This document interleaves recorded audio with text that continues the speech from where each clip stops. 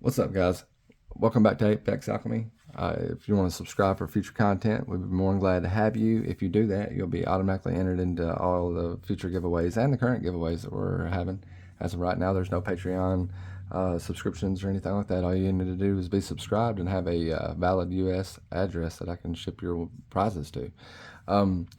Today, I was at Cypress Creek in Dyersburg, Tennessee, and I picked up a Kershaw CQC 11. CQC stands for close quarter combat, I would assume. It, it's a Chinese made knife, but it's D2, and it's got a steel frame, flow through design, nice and clean. Man, it's super thin, feels really good in the hand. So this is just an unboxing, but I've seen the online prices vary greatly recently. So from anywhere from 55 to 70-ish dollars. So I found it at $49.99. I was like, I will check it out at this price point. I'm a fan of Emerson knives. I've never owned an Emerson knife. This is the first one I've seen. So when I say a fan, I like the way he designs knives. Like with the thumb disc and the wave. And that wave is so you can you can catch it on your jeans when you're pulling it out, and it'll flip it for you, I think. I haven't tried it yet. So for some size comparisons, we'll put it up today. Let's do this one first, and we can flip it around. We'll do the PM3. Sun's got an inscription on the other side of that blade. I'm not sure if he wants you to see it or not, so we'll assume you don't. So it's a little bit bigger than the PM2. It's a pretty large knife.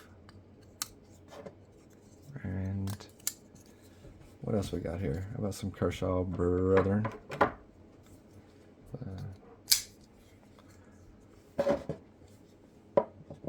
With a knockout.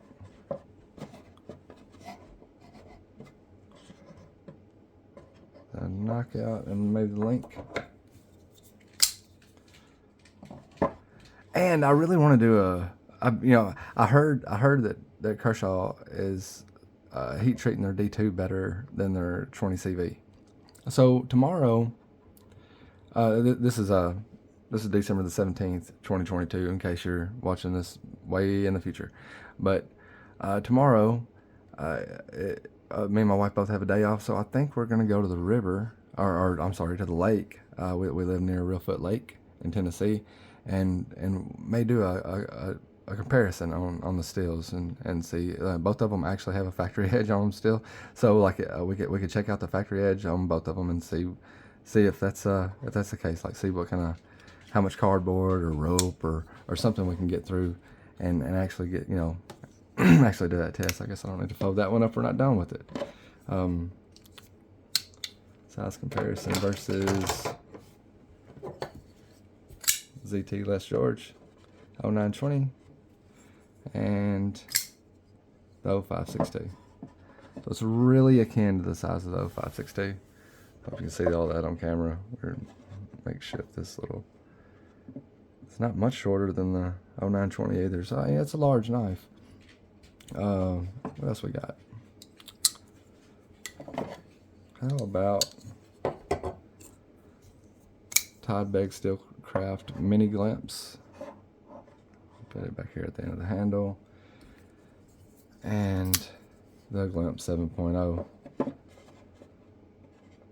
That's pretty close comparison to the glimpse 7.0, but not in thickness.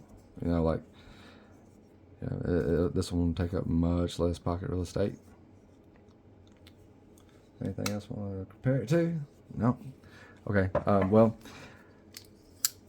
I was kind of excited to see all those Emersons come out, man. It was not all of them are out in D2 yet, but I think you can get maybe the 7, the CQC11K, and when you see the K in the serial code, I believe that means Kershaw, because if Emerson, you can get a CQC CQC11 that doesn't have K behind it. So I would assume this is going to be the Kershaw line. But it's a stainless steel frame. A lot of people aren't going to be extremely excited about that. I don't know the weight. I'm sorry. It's just like an unboxing. I haven't looked up all the stats or anything. But it's not a heavy knife. Like, it don't feel heavy in hand anyway. It's got a G10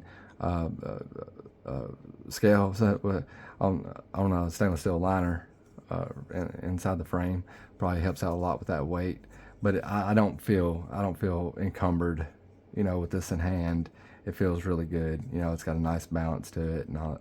So if you're happen to be like checking one out and you think maybe because of the size, the weight's going to be an issue, it probably won't. But that's different strokes for different folks. Now, with it being stainless steel, it'll rust before your titanium will.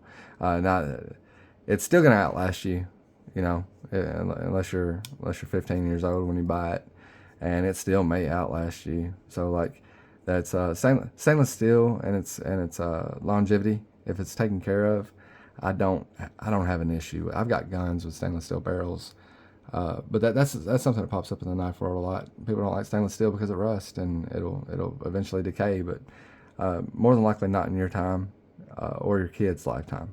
If you take care of it and they can take care of it, then it can last just as long as titanium. You do have quite a bit of space in between the lock bar and the rest of the frame, but it's not like as bad as some of the Kershaws that I've seen in the past, especially in the Chinese frames. But if you're familiar with the Les George Singwin, if I'm saying that right, and I might not be, but that's what I call it anyway. But that knife, I don't have one here to show you, but that knife is I think you can park a Civic in between the lock bar and the rest of the frame.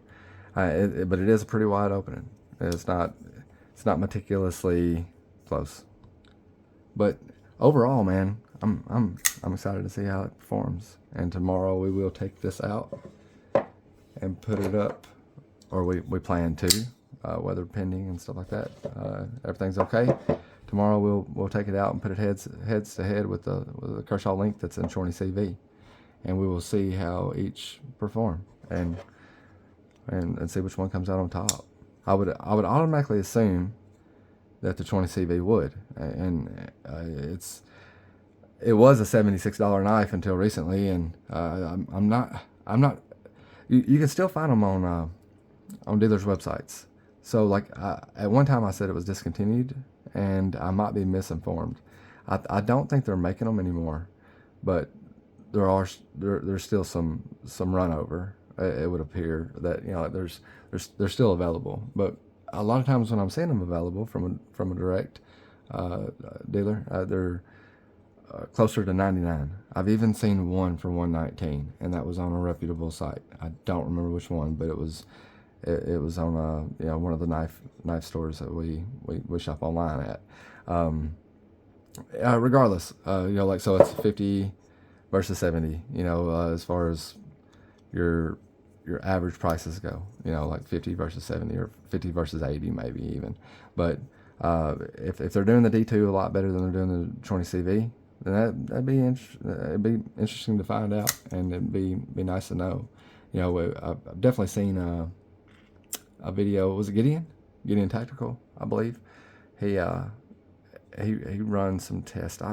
If I'm not mistaken, I think he runs some tests on the link, and some other knife, man, or was it? I don't remember. It might not have been Gideon, but it was either Gideon or Cedric, one or the other. I did some tests on the was cutting rope, and the numbers were way low. I watched so many channels I can't remember, but I'll go back through my library and I'll try to remember to link that video if I can at all possible in the comments below. But I'm interested in knowing, if the D2 is better than the 20 CV, then that's good knowledge, because like their M390 is the same thing as 20 CV and 204P. So if they're heat treating this to the point where it's being outperformed by their D2, then they're really losing out on an opportunity. I don't know how much heat treat costs, but I do know that 20 CV is considerably more expensive than D2, and you're buying it like it's not just us buying it, but when they're buying it from Crucible versus whoever their supplier is from, even if it was Crucible like CPM D2, which that's not what this is. This is just regular D2. I would imagine.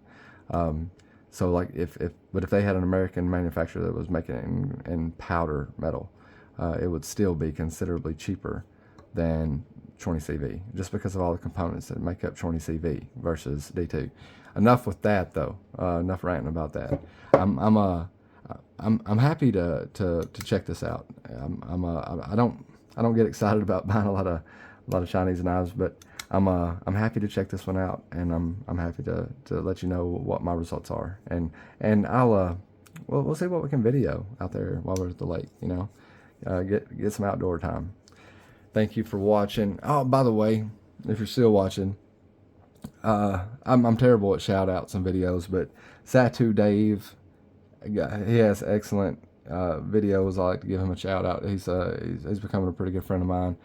Chuck Nunface, and last but not least, Mr. Nick Edward, Behind the Edge, and there's a lot of great channels out there, but I want to start mentioning those guys because yeah, I firmly believe what they offer the community.